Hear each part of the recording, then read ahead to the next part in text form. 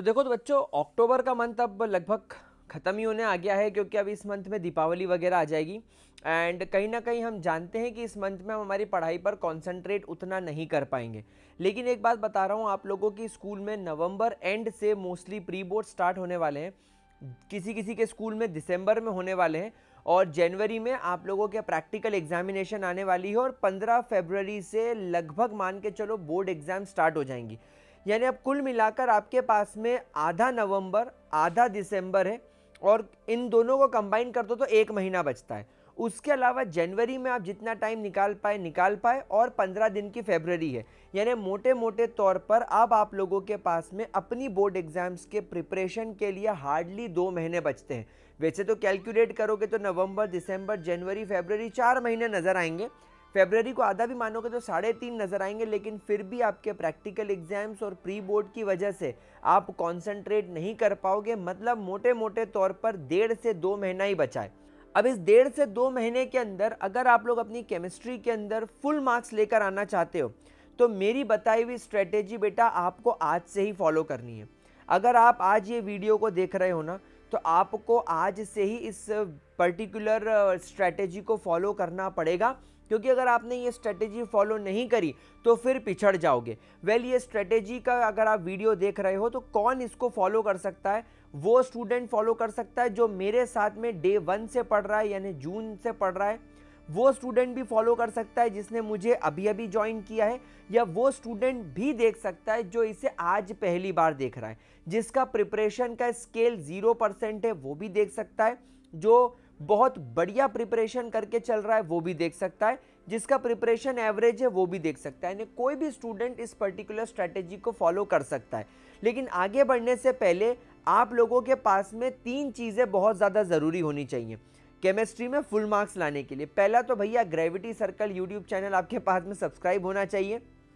दूसरा, आपके पास में NCERT नामक बुक होनी चाहिए जो सबके पास होती है। और तीसरा, आपके पास में ओसवाल की मोस्ट लाइकली क्वेश्चन बैंक होनी चाहिए। और ये बुक आप लोगों के लिए बहुत ज़्यादा इंपॉर्टेंट इसलिए है क्योंकि मेरे YouTube चैनल से आप थियरी पढ़ेंगे, नोट्स बनाएंगे और कॉन्सेप्ट को समझेंगे।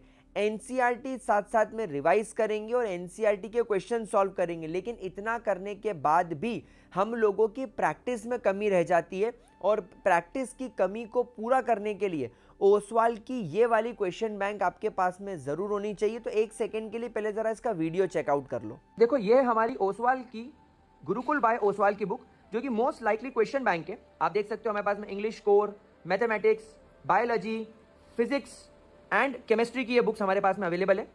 इस बुक के अंदर खासियत ये है कि इस बुक के अंदर आप लोगों को सारे क्वेश्चंस मिल जाएंगे, MCQs मिल जाएंगे, केस बेस्ड क्वेश्चंस मिल जाएंगे, प्रीवियस ईयर के क्वेश्चंस मिल जाएंगे, असर्शन रीजन मिल जाएंगे, और आपको इलस्ट्रेटेड समरी मिल जाएगी। अब ये बुक मैं आपको क्यों रिकमेंड कर रहा हूं, क्योंकि जब आप इस बुक को ओपन करोगे तो इस बुक के अंदर आप लोगों को देखिए कितने प्यारे शॉर्ट नोट्स दे रखे हैं। तो यहां पर ये बुक आप लोगों का एक टाइम बचाएगी जो कि आपको शॉर्ट नोट्स बनाने में वेस्ट होता है। देखिए, आपको यहाँ पर फॉर्मूले भी मिलेंगे, ग्राफ भी मिलेंगे, उसके अलावा आपको छोटे छोटे पॉइंट्स यहाँ पर कंप्लीट दे रखे हैं। उसके अलावा देखिए आपको सारी इंपॉर्टेंट डेफिनेशंस मिलेगी, सारी इंपॉर्टेंट रिएक्शंस मिलेगी। अगर कोई इंपॉर्टेंट टेबल होगा तो वो भी आपको यहाँ पर मिल जाएगा। तो इन शॉर्ट ये एक कंप्लीट बुक हो जाएगी आपकी, जो आपको शॉर्ट्स नोट्स के साथ साथ आप लोगों को सारे इंपॉर्टेंट क्वेश्चंस भी दे रही हैं विद सॉल्यूशंस। आप यहाँ पर क्वेश्चन प्रैक्टिस कर सकते हैं। कोई PYQ होगा तो वो भी आपको पता चल जाएगा। इस तरीके से आपको सारे डिटेल क्वेश्चंस मिल जाएंगे, साथ साथ सेल्फ असेसमेंट मिल जाएगा। तो आपके पास में ये वाली बुक होनी चाहिए। तो अगर आप केमिस्ट्री, मैथमेटिक्स, बायोलॉजी, फिजिक्स और इंग्लिश के लिए अगर आप कोई बुक ढूंढ रहे हैं तो गुरुकुल बाय ओसवाल की ये बुक परफेक्ट है। इसका लिंक मैंने डिस्क्रिप्शन बॉक्स में लगा रखा है, गो चेक इट आउट। ठीक है, तो ओसवाल की क्वेश्चन बैंक अब आप लोगों के पास में आ चुकी है। अब करना क्या है, तो देखो शुरुआत से शुरू करते हैं। आज फॉर एग्जाम्पल आप ये वीडियो 20 तारीख को देख रहे हो, तो 10 दिन अक्टूबर के और शुरू के 15 दिन नवंबर के और 15 दिन दिसंबर के, ऐसे मिलाकर मैं मानता हूं कि आपके पास में 25 डेज है। अब इन 25 डेज में हमें हमारे केमिस्ट्री के 10 चैप्टर कवर करने। तो शुरुआत कैसे करेंगे, देखो बड़े आराम से इस चीज़ को सुनना और एक एक करके समझना और टाइम लाइन बना देना। अगर आप लोगों को वीडियो पूरा समझ में आया तो कमेंट सेक्शन में लिख देना कि सर ने कितने मिनट पर क्या बात कही है। सबसे पहले हम लोग स्टार्ट करेंगे ऑर्गेनिक केमिस्ट्री से पढ़ना। जी हाँ, मैं फॉर द फर्स्ट टाइम आप लोगों के लिए एक बड़ी यूनिक चीज़ बता रहा हूँ कि अगर आप लोगों को लिटरली बोर्ड एग्जाम में बहुत अच्छा पढ़ना है, बहुत अच्छा स्कोर करना है और बड़ी जल्दी सिलेबस को कवर करना है, तो शुरू करो ऑर्गेनिक केमिस्ट्री से। तो आप लोग क्या करो, मेरे यूट्यूब चैनल से जो भी मैंने लेटेस्ट वन शॉट सीरीज डाली है, ये पूरी डिटेल में है। ध्यान रखना, ये दूसरे वन शॉट्स की तरह नहीं है जहां पर 40-50 मिनट में या 1 घंटे में पूरा चैप्टर कंप्लीट करा दिया जाता है। नहीं, ये पूरा डिटेल चैप्टर एक साथ डाला गया है, इसीलिए वन शॉट नाम दिया गया है, अदरवाइज है ये पूरा डिटेल। तो आप लोग क्या करोगे, 2 दिन के अंदर इस पूरे चैप्टर को ठीक से देख लोगे, पूरा वीडियो देख लोगे। वीडियो देखने के साथ साथ आप अपने नोट्स बनाते चलो, और अगर नोट्स नहीं बना पा रहे हो तो हमारे टेलीग्राम चैनल पर मैंने आपको इसके नोट्स डाल रखे, वहां से आप नोट्स डाउनलोड कर लो।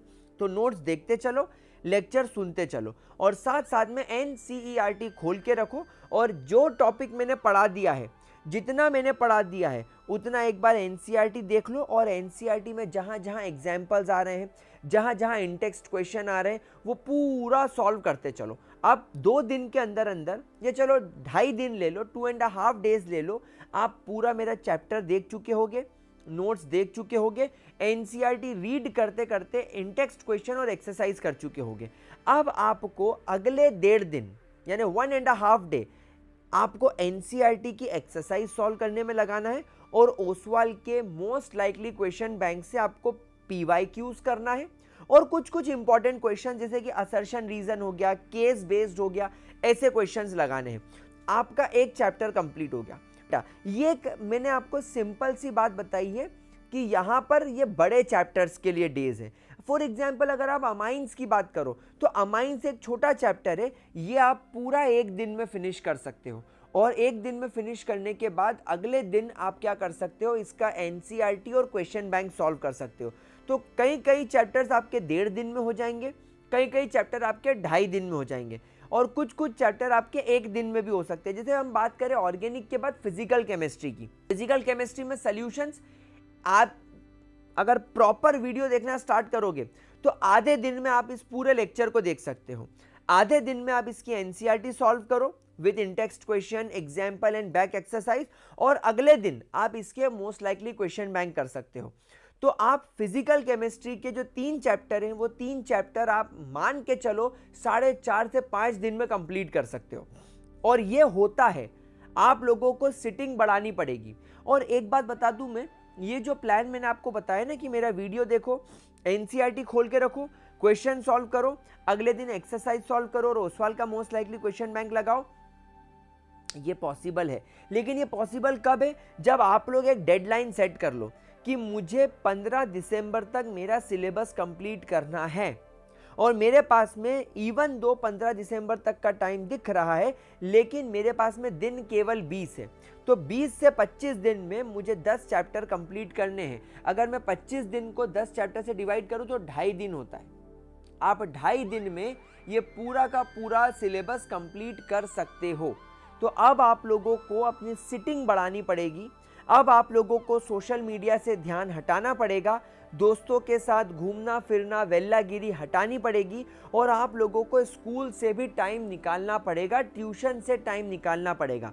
मैंने शुरू से कहा है कि अगर आप बोर्ड एग्जाम्स की तैयारी कर रहे हो तो आप लोगों को कहीं पर ट्यूशन जाने की ज़रूरत नहीं है, लेकिन अगर आप जा भी रहे हो तो आपको सेल्फ स्टडी के लिए टाइम निकालना पड़ेगा। फ्राइडे, सैटरडे, संडे ये बहुत अच्छा टाइम है, और दीपावली के वैकेशंस भी आप लोगों के लिए बहुत अच्छा टाइम है। अगर आप दीपावली वैकेशंस में डिसाइड कर लो कि जो 5 से 6 दिन की छुट्टी पड़ रही है, या ये जो 5 दिन की मिनिमम छुट्टी पड़ रही है, और सैटरडे संडे मिला लो तो 1 हफ्ते का जो ब्रेक मिल रहा है, इस 1 हफ्ते में मैं 5-5, 6-6 घंटे बैठकर मिनिमम पढ़ूंगा या पढ़ूंगी, 8-8 घंटे डेडिकेट कर दूंगा, 10 घंटे डेडिकेट कर दूंगा। केवल मेन दीपावली वाले दिन थोड़ा सा मस्ती करूंगा, लेकिन बाकी दिन में 10 घंटे की सिटिंग लगा लूंगा। तो 6 × 10 60 घंटे मिलते हैं आपको। 60 घंटे में तो आप पूरा सिलेबस कंप्लीट कर दोगे केमिस्ट्री का, तो आपको फिजिक्स, मैथ्स और बाकी सब्जेक्ट्स के लिए टाइम मिल जाएगा। तो यार देर मत करो, अब बहुत हाई टाइम है, अब हाई अलर्ट आ चुका है, सब कुछ अलर्ट मोड पर ऑन है। प्लीज़ इस टाइम को वेस्ट मत करो और पढ़ाई करने लग जाओ। ये अक्टूबर मंथ से स्ट्रेटेजी फॉलो करो, आप दिसंबर 15 तक सिलेबस कंप्लीट कर चुके होगे। और कोई प्रॉब्लम अगर स्ट्रेटेजी की आ रही है, पढ़ाई में कोई दिक्कत आ रही है, तो कमेंट सेक्शन में लिख के बताओ, मैं तुम्हारी मदद करने के लिए तैयार हूं। टेलीग्राम चैनल पर मैंने नोट्स डाल दिए हैं, यूट्यूब चैनल पर वीडियो अवेलेबल है, पढ़ना चालू कर दो। फिजिकल केमिस्ट्री और ऑर्गेनिक केमिस्ट्री में कंप्लीट करवा चुका हूं। इनऑर्गेनिक केमिस्ट्री के 2 चैप्टर अक्टूबर एंड और नवंबर फर्स्ट वीक में आ जाएंगे एंड नवंबर एंड तक मेरी तरफ से तुम्हारा सिलेबस कंप्लीट हो चुका होगा और दिसंबर से हम लोग रिवीजन स्टार्ट करने वाले रहेंगे।